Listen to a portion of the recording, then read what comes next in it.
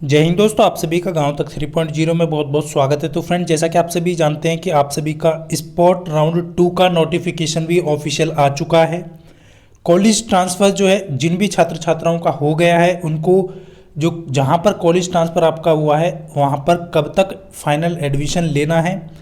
और आप सभी एक गलती ना करें, बहुत सारे छात्र छात्राओं के कमेंट आ रहे हैं कि सर कॉलेज ट्रांसफ़र कर दिया है, क्या अब कैंसिल हो सकता है, नहीं हो सकता है।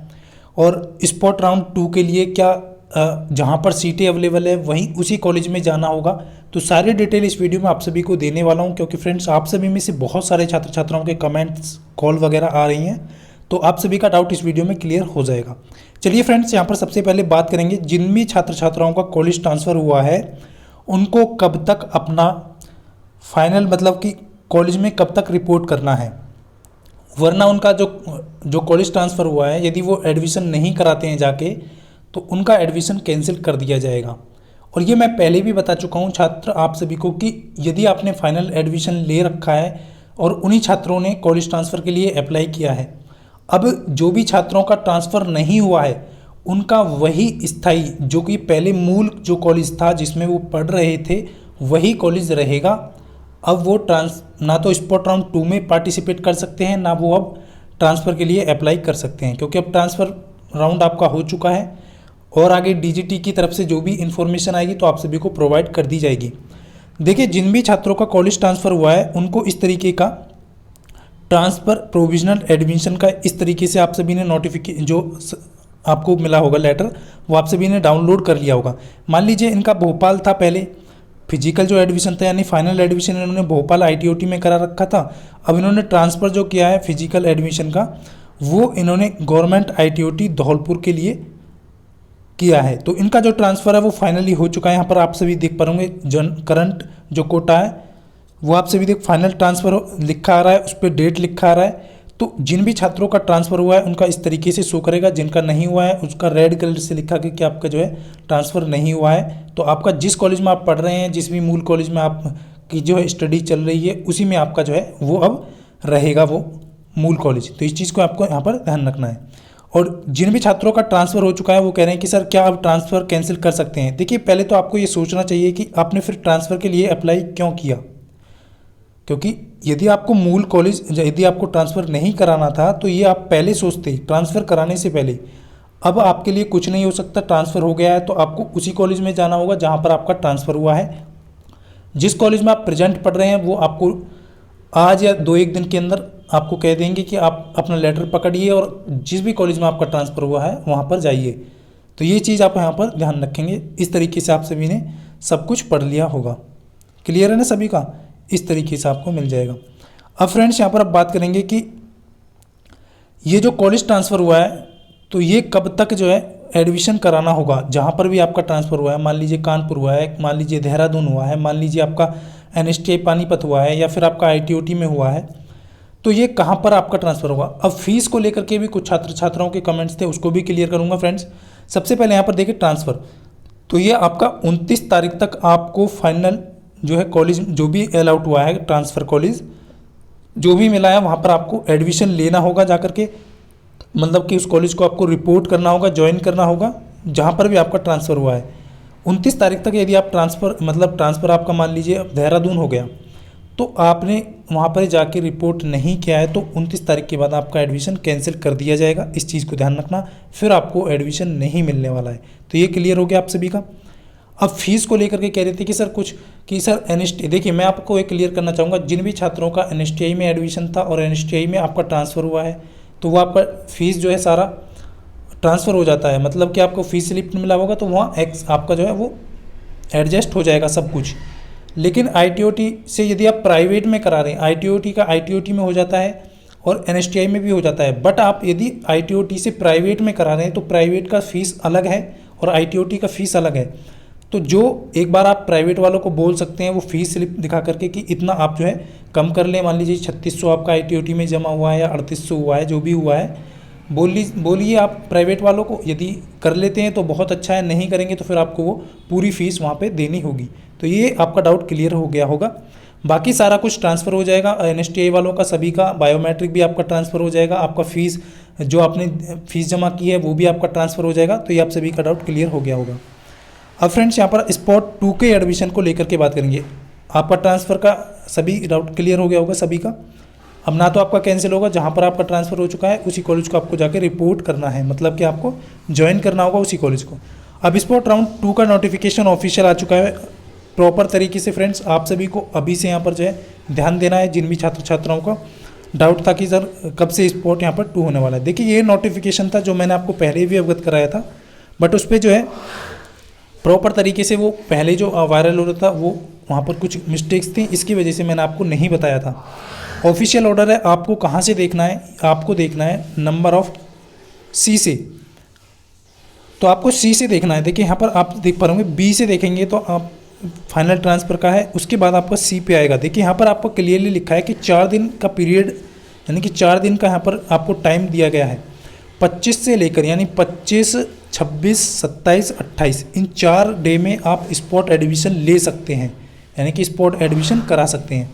अब डी ऑप्शन पे यहाँ पर आपको देख पा रहे हैं फ्रेंड्स आप सभी, यानी कि 25 से 28 तक आपका स्पॉट राउंड 2 चलेगा। और यहाँ पर डी में आपका कट ऑफ दिया गया है, जो कि आपका all India common entrance exam जो आपने दिया है उसमें आपका कम से कम कितना नंबर होना चाहिए वो आपको जनरल OBC का दिया है, SC ST का दिया है, वो आप सभी यहाँ पर क्लियरली देख पा रहे होंगे। ये हो गया आप सभी का क्लियर। अब सबसे मेन जो पॉइंट है फ्रेंड्स छात्र छात्राओं के ये है कि सर कॉलेज जहाँ पर सीटें खाली हैं क्या उसी कॉलेज में जाना होगा? एडमिशन स्पॉट एडमिशन लेना है आपको। और मैं आपको क्लियर करना चाहूँगा कि देखिए जिनका फाइनल एडमिशन हो चुका है ना वो स्पॉट राउंड 2 में पार्टिसिपेट नहीं कर सकते। ये आप सभी का डाउट क्लियर कर देता हूँ मैं, क्योंकि जिन भी छात्र छात्राओं का फाइनल एडमिशन है वो स्पॉट राउंड 2 में पार्टिसिपेट नहीं कर सकते। जिनका एडमिशन नहीं हुआ है केवल वही छात्र यहाँ पर जो है, मान लीजिए आपका प्रोविजनल एडमिशन हुआ था पहले और वो अब कैंसिल हो चुका है, आप पार्टिसिपेट कर सकते हैं। जिन्होंने प्रोविजनल एडमिशन करा करके छोड़ दिया है वो पार्टिसिपेट कर सकते हैं, बट फाइनल एडमिशन वाले छात्र यहाँ पर छात्र छात्राएं पार्टिसिपेट नहीं कर सकती। एक पॉइंट यहाँ पर लिखा है ई पॉइंट, आप सभी इसको नोट करिए फ्रेंड्स। मैंने आपको पहले भी अवगत कराया था कि NSTI will be available to admit candidate in a all the institute through their login. यहाँ पर आप सभी अच्छे से पढ़ेंगे फ्रेंड्स। इसको एक बार मैं आपको हिंदी में भी दिखाना चाहूँगा। और यहाँ पर आपको कलेक्ट था एप्लीकेशन 1:30 PM। देखिए ये कुछ F वाला जो है वो मायने नहीं रखता है, ये डिपेंड करता है कि कितने छात्र कॉलेज में एडमिशन के लिए जा रहे हैं, उस पर डिपेंड करता है। तो उसके अकॉर्डिंग यहाँ पर आपका एडमिशन हो जाता है। अब मैं आपको और बाकी आप सभी पढ़ सकते हैं यहाँ पर बाकी जो आपको इन्फॉर्मेशन दी गई है, बट जो काम की इन्फॉर्मेशन है मैं आपको यहाँ पर अवगत करा देता हूँ। देखिए यहाँ पर मैंने बताया था कि असिस्टेंट डायरेक्टर हैं जो कि अमित कुमार यादव जी हैं, उनके सिग्नेचर हैं, तो इसलिए ये रियल है और ऑफिशियल आया है। अब यहाँ पर देखिए ये जो पॉइंट मैं आपको बता रहा हूँ वो आपको मैं हिंदी में भी एक बार क्लियर कर देता हूँ। यहाँ पर लिखा है NSTI उम्मीदवारों की आसानी के लिए अपने लॉगिन के माध्यम से, NSTI क्या करेगा, उम्मीदवारों की आसानी यानी आप सभी जो छात्र हैं जो स्पॉट एडमिशन लेना चाहते हैं, आप सभी की आसानी के लिए अपने लॉगिन के माध्यम से सभी संस्थानों में उम्मीदवार को प्रवेश देने में सक्षम होंगे। ये बहुत इंपॉर्टेंट है आप सभी के लिए, जो लाइन दी गई है वेरी वेरी इंपॉर्टेंट है। क्योंकि बहुत सारे छात्र क्या करते हैं कि जहाँ पर सीट खाली है वहाँ के लिए ट्रेन पकड़ते हैं, वहाँ के लिए बस पकड़ते हैं, वहाँ के लिए जाने के लिए पहले से तैयार रहते हैं। तो ऐसा आपको नहीं करना है। आपके नियरेस्ट NSTI में आप जाकर के किसी भी NSTI या ITOT कॉलेज के लिए आप प्रोविजनल मतलब स्पॉट एडमिशन करा सकते हैं। मान लेते हैं कि आपको जयपुर एडमिशन कराना है और आप देहरादून से हैं या फिर आप कानपुर से हैं या फिर आप लुधियाना से हैं, कहीं से भी हों और आपका कॉलेज दूर है, बेंगलुरु है, आपका मुंबई है, आप किसी भी नियरेस्ट NSTI में जाएंगे और वहाँ पे टीचर को बोलेंगे। बोलना कब है, पहले ये आपको देखना है, चेक करना है कि करंट जो सीटें अवेलेबल हैं वहाँ पर कितनी सीटें अवेलेबल हैं। उसके अकॉर्डिंग आपको सर को जाकर ये बोलना है किसी भी नियरेस्ट NSTI में कि सर मुझे मुंबई के लिए एडमिशन कराना है स्पॉट एडमिशन। आपको अपना फीस रिसिप्ट देना पड़ेगा, अपना रिजल्ट देना पड़ेगा और मूल डॉक्यूमेंट्स आपको देने होंगे, चेक कराना है। उसके बाद उसका जीरोक्स वहाँ पर एक सेट आपका जमा हो जाएगा और वो मुंबई या कानपुर या बेंगलोर जहाँ के लिए भी आप करा रहे हैं, यदि सीट अवेलेबल है तो आपका जो है आपका स्पॉट एडमिशन 2 वो आसानी से कर देंगे NSTI उम्मीदवार की। ये आसानी के लिए ये बहुत अच्छा DGT की तरफ से है कि आपको ये नहीं है कि आपको ट्रेन करके जाना पड़ेगा, 2 दिन लगेगा या 3 दिन लगेगा। ये बहुत अच्छा है, आपके पास में जो भी पड़ता है आप वहाँ से भी किसी भी अदर NSTI या ITOT के लिए एडमिशन ले सकते हैं। क्लियर हो गया सभी कैंडिडेट का? तो ये बहुत इंपॉर्टेंट लाइन थी, इसी को मैं क्लियर करने के लिए आप सभी के बीच आया हूँ, क्योंकि फ्रेंड्स आप सभी को भी पता है कि आप सभी परेशान रहते हैं कि सर 2 दिन पहले पता चल जाए। तो आपको ज़्यादा परेशान नहीं होना है। आपका 25 तारीख से लेकर 28 तक स्पोर्ट राउंड 2 होगा। उसके बाद ये संस्थानों में आप सभी को देखिए टाइम से आप पहुँचेंगे तो अच्छा रहेगा। वैसे भी यहाँ पर इन्होंने लिख तो रखा है कि संस्थानों को प्रत्येक दिन दोपहर 1:30 बजे तक क्या है आवेदन एकत्र करने होंगे। इनका कहने का मतलब ये ज़्यादा छात्र पहुँचते हैं तो आवेदन इकट्ठे होंगे। उसके बाद जो है 2 बजे के बाद आपको मेरिट सूची जो है प्रोवाइड कर दी जाएगी कि आपका जो प्रवेश किन किन छात्रों का हुआ है। क्योंकि होता क्या है, कहीं कहीं पर सीटें कम होती हैं, छात्र ज़्यादा संख्या में पहुँचते हैं, तो उसके अकॉर्डिंग ये इन्होंने सब कुछ दिया है। बाकी आप सभी के लिए आप सभी यहाँ पर पढ़ सकते हैं। ये आपका जो है मैं आपको ग्रुप में भी डाल दूंगा, उसका लिंक ग्रुप के डिस्क्रिप्शन में, वीडियो के डिस्क्रिप्शन में आपको मिल जाएगा। तो ये इन्फॉर्मेशन थी जो आप सभी को देनी थी फ्रेंड्स। उम्मीद करता हूँ आप सभी अच्छे से समझ पाए होंगे।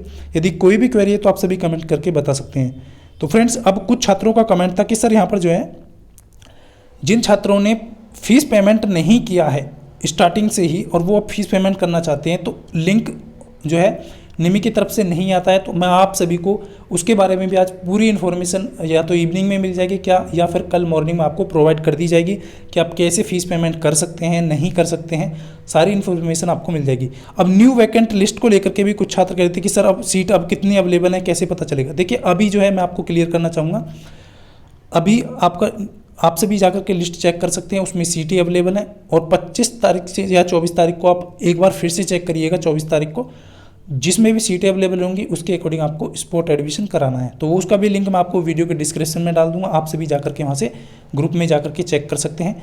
ये सारी इन्फॉर्मेशन आप सभी को देनी थी। उम्मीद करता हूँ आप सभी अच्छे से समझ पाए होंगे। मिलता हूँ फ्रेंड्स नेक्स्ट वीडियो में, तब तक के लिए सभी को जय हिंद, वंदे मातरम।